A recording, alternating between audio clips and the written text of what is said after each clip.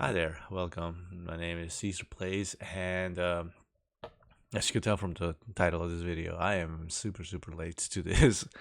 Yeah, wow, this One Piece fan letter. I've had this in my backlog for the longest time ever. Like I've been wanting to watch this for the longest time. I've been wanting to see if I can talk about it for the longest time. I was not expecting to make this video today, the same day I'm reviewing the four episodes of Demons of the Shadow Realm, Sunday, June 21st. I yeah no I really got caught off guard. Yesterday I was in NY and New York City, and I went to Kinokuniya, a very famous Japanese bookstore there in by Herald Square, by Bryant Park. Sorry, and I came across this cool little book, One Piece fan letter. I'm a huge fan of books with artworks from either series, games, and all that. This book right here. Sorry, I gotta actually stop the AI tracking in order for me to be able to show this. But this book right here, basically, it shows the a lot of like the panels and artwork design of the show of the episode. And I also didn't expect this, and I tend to get lucky sometimes with these things. Sometimes I buy stuff just for the fuck of it. Uh, there goes my monetization on this video too. Sometimes I just buy stuff for the hell of it.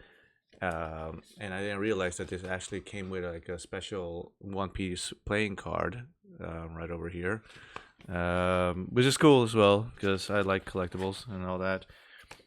But yeah, no, I just finding in this yesterday in the Kinokuniya bookstore. It just kind of reminded me of that. I still haven't watched this episode, and I'm not gonna put it out. I'm not gonna act like I'm the biggest One Piece fan. I'm not gonna act like I'm the like a hardcore fan or anything. Like at the end of the day, like some of my favorite series have and always will be like JoJo's Bizarre Adventure and Berserk, and Chainsaw Man at the moment too. But I am a fan. I've been following it since I was young. I don't know how long it's been, at least 12 years I've been following this series. When I was very put off, just putting this out there, but I was very put off by the animation style at the very beginning. And I think One Piece is the first series that taught me early on when I was a kid. Um, because I said I've been following it for at least 12 years. That means I've been following it for longer. But when I was a young kid, I think it taught me that like animation doesn't always mean that it's a childish anime or all that or any of like that. Um, so watching it and seeing how really it could get like from first of all like fucking Shanks getting his arm taken off. um um it's just I won't say it changed my mind completely, but it definitely changed my perspective, and it created a lot of like sweet core memories of watching this show and sharing my opinion like online with other people who love this series, because it does have an amazing huge fan base. And over the years while watching not just One Piece but also just anime in general become a bigger topic for everybody, and be more for making it more comfortable for people to be more open to be talking about these things. It's nice to see how much more this has grown. um yeah, no, like let me just put this out there right now that I went into this episode completely blind. Like I did not know what this was about. I had a general understanding that this was about a side character that was inspired by Nami. That's all I knew about. And I heard and I read somewhere like, oh, like the you get POV perspective from Marineford. So I thought that this whole episode was maybe like, and I'm giving you my synopsis of what I thought it was. I thought this was just going to be like the Marineford arc through the perspective of a Marine, and there's this young girl like seeing all this happening through the screens and like becoming a fan of Nami or something like that. Even though Nami wasn't in Marineford, so that should have been a giveaway for me that that's not what really was happening. So I went completely blind for 2 years. I was able to keep out spoilers because this aired in 2024. So I hope you can appreciate a little bit my enthusiasm when I finally, after 2 years, forced myself to watch it. And I say force myself, I pushed myself after finding this to, let's do this, let's give it a try. Uh, this is all improvised, like I may or may not have said earlier in this video, but this is all improvised. I just did not expect that I would want to talk about it this much. I thought this was just going to be a fun watch, and I thought this was going to be like, oh, cool, let's do this. But wow, wow. I had a little bit more backstory. I know we're talking about backstory for 6 minutes already, but a little bit more backstory. I have the tendency to every now and then to revisit One Piece chapters and arcs every now and then, older arcs, older episodes that I enjoyed watching, like when Luffy finds out that Dragon is his father, and Garp is over there telling like the whole all his Namakas, like all the Straw Hats, like, hey, I heard you met your father. I love that episode. I love that sequence. Zoro at Thriller Bark at the end with Kuma, like things like that. I enjoy every now and then just going back and rewatching, and I think the biggest arc that I enjoy watching the most and rewatching the most has to be the Sabodian Archipelago arc, because I was when that aired, I was a huge fan of the supernovas, the 12 supernovas. So like the worst generation, like I was a big fan of like the concept of that. I feel that so far in the story, it's been a little bit underwhelming in the sense of like, obviously aside from a few, like I felt like it would have been cool to see them do a little bit more, but on a realistic sense, you had to have like powerhouses in the new world that would make them feel little, just to establish like the difference and to where Luffy needed to get. So like Sabodia Archipelago, Impel Down, and Marineford, those are the back-to-back arcs that I tend to watch. Usually, if I start with Sabodia Archipelago, I tend to go all the way down to Marineford and finish it.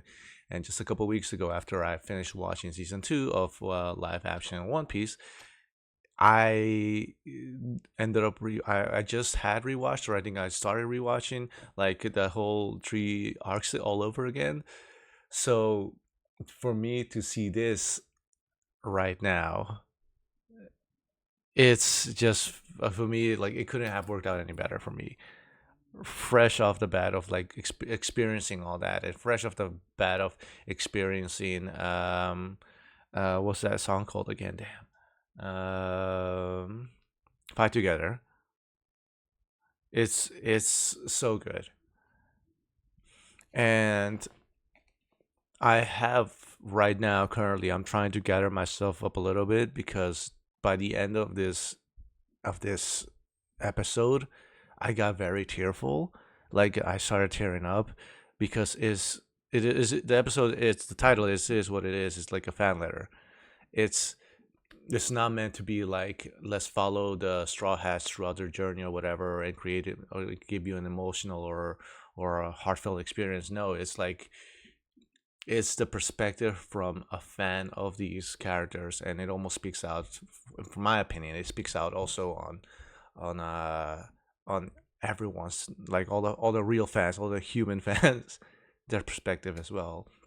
Now, we don't live in the One Piece world or whatever, but the way it touches upon like why all these different kinds of peoples from different kinds of backgrounds have a certain admiration or love or hidden love for specific characters, or all these characters, it was great. The concept of the episode was great. The animation felt like very, I don't want to say Monet, but like if you're into arts, Claude Monet stylized watercolored, I feel bright colors, which suit very well with the Saboti summer sunshine feel, I feel. um and protagonist, whose name I forgot already by now, because I just literally just watched this, and I also just excitedly put this together, this video real quick together. But does she even have a name? I wonder. Girl, maybe. But the protagonist, like, we follow her perspective this whole episode, but we get little touches about other side characters and other moments that influenced all these other side characters to fall in love with the Straw Hats inside their world and why they like them. And you also get the perspective from the Marine Fort Arc, from a Marine. And wow, like, there were moments that I was left, and I'm not trying to exaggerate, but there were moments that I was just left speechless, and I was just staring at my screen like, just because,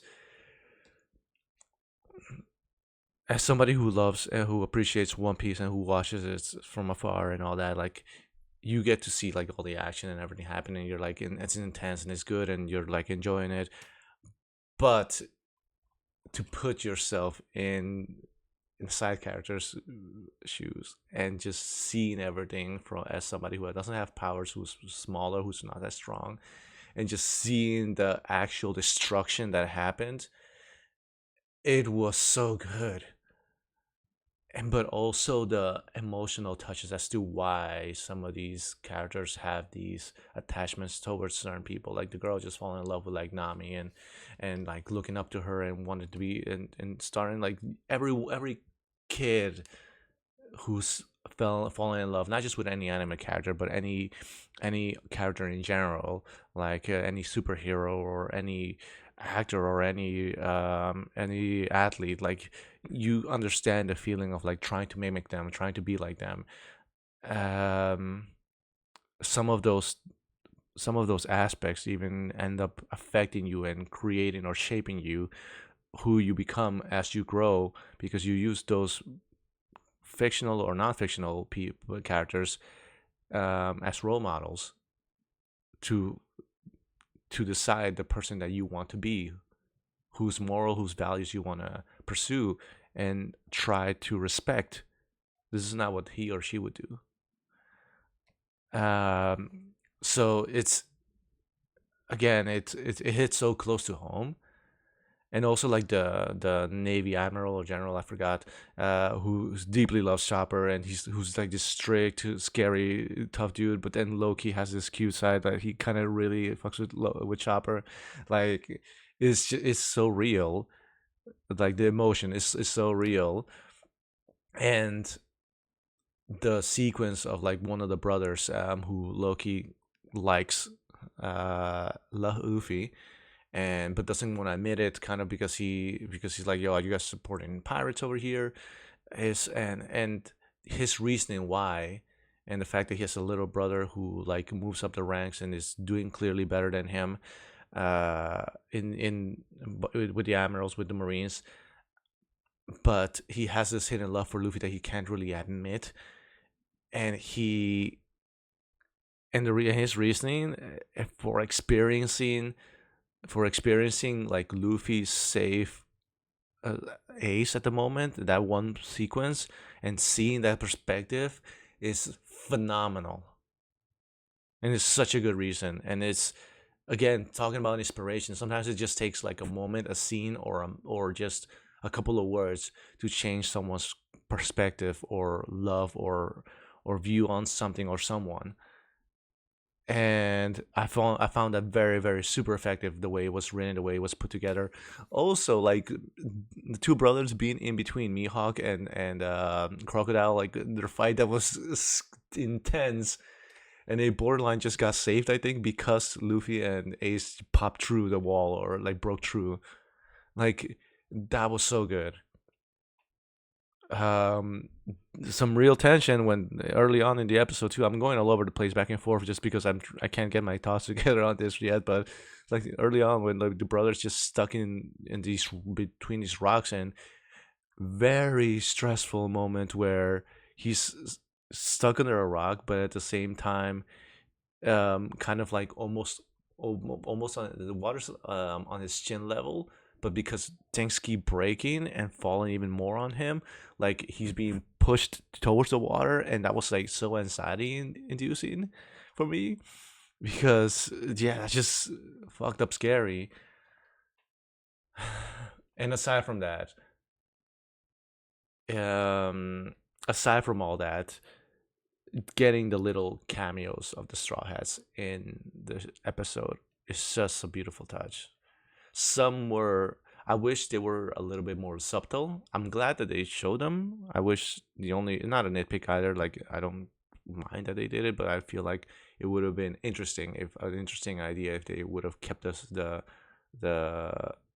the cameos subtle, as in like, oh, here's a hand and the voice of him, or when Usopp, for example, helped the girl out, it would have been interesting to just see his hands, and you as a fan would recognize them, because then it would also, in my opinion, create like the whole.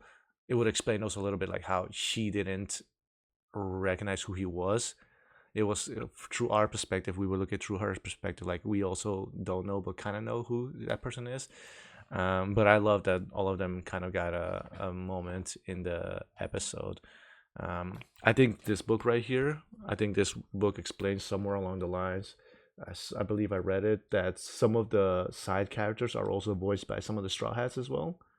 Like, like there's this page right here, as you could tell a little bit, some of the faces.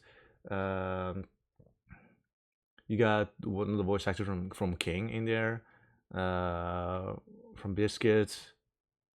Black Maria, I believe, is there too. Like Luffy, Zoro, like all the Straw Hats voice some. Well, most of the Straw Hats voice some side character.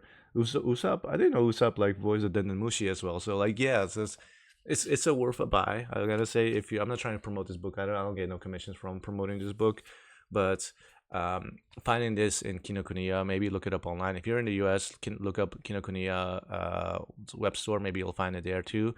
It's an excellent buy, I want to say. Again, I don't get anything from promoting this, but I'm stoked that I bought this, and that it pushed me also to watch the episode. I didn't expect to be talking 20 minutes about this. I was really hoping to keep this, like all my other videos, short. Um, but yeah, towards the end, I really just needed like 5 minutes of silence, just because I needed to contain myself. Like the emotions that I got by the end of the episode of, like the young girl. I love the build up. I love the build up of like introducing different characters and how they all kind of merge together into one story towards the end of the episode, into one story, and how they all kind of come together. The Chekhov's gun of the Marine taking her letter, her fan letter to for Nami, and then the switch up of like her being pinned down and like going to with. Okay, hold up, I'm all over the place. The setup of like, all right, there's this letter that this Marine has to bring over to the ship, who has a weapon that's gonna take down the Straw Hats ship, and the same Marine taking the fan letter that this girl wrote for Nami, and for some whatever reason decides to keep it instead of like, giving it to her back, or if you wanted to be an asshole, you should have just torn it on the spot. But then that being built up towards her like going to try and see the Straw Hat so she could see her idol, and her being pinned down and getting 1 second wind, takes to this other side character that we were also introduced to, that we were also established as backstory a little bit, and her grabbing the letter, the so to say the code, and ripping it apart in front of the Marines just to stall for time so that the Straw Hats could leave to the new world, only for it to be revealed that it wasn't the code and it was her own letter, and her having a legit reason to not really breaking the rules because she kind of just took something that was already hers. It is so good, really well written, really emotional. Again, establishing like sacrificing something that was dear to you, something that she wanted, that opportunity to meet her idol. She wanted an opportunity to give her a letter, that she wrote for her, but she prioritized their journey. She prioritized their happiness, just above hers. That is a very emotional, very nice and cool, really cool thing to do. And then the little touch, because I didn't. This is how I realized how old this episode was when whatchamacallit, when We Go starts playing at the end of the episode, and you have all the Straw Hats, like not all of them, but a couple of Straw Hats singing a part of the song. I'm like, oh wait, this came out when? So yeah, it's oh man, One Piece fan letter. If you haven't watched it and you're watching this for whatever reason, you spoil yourself on all this whole thing. Um, yeah, no, go watch it. But I suggest that you sincerely at least reach at least the pre-time skip before you even attempt to watch. Not even just a pre-time skip, like a couple episodes post time skip, like the introduction to them getting completely back, because that's what this delivers. And I was not expecting all this. I did not expect them to showcase not like the whole return of Sabodia Archipelago to our Sabodia Archipelago. Like I was not expecting any of this. This is why I'm so shocked. This is why I'm so happy. This is why this is so good. Yeah, no, this was crazy. I loved it. Thank you for watching. Please tell me down below what your thoughts are on this special. I plan to rewatch it again as much as I can, because I genuinely love. I think, speaking of like the episodes and arcs that I rewatch, this is gonna be one of those things that I'm gonna rewatch again over and over again in the future. It's so cool. It's so well put together, and it's short. It's only 30 minutes, about as long as this review. Anyway, my name is Caesar Plays. Please hit the like down below, subscribe, comment what your favorite moments of this arc were, and maybe things that I didn't talk about that are really cool or that you personally really enjoyed. And please feel free to tell me more about it. And as I mentioned, and not to chill this too much, but if you're in the US, I'm not sure about outside of the US, but if you're in the US, go buy this. If you're a One Piece fan, it's good, it's nice, it's beautiful. Yeah. Go watch it and read it. Go read it. If you can read Japanese, or just skim through it. Anyway, have a wonderful day. Have a wonderful rest of your week, night, or whatever. You know the deal. Goodbye.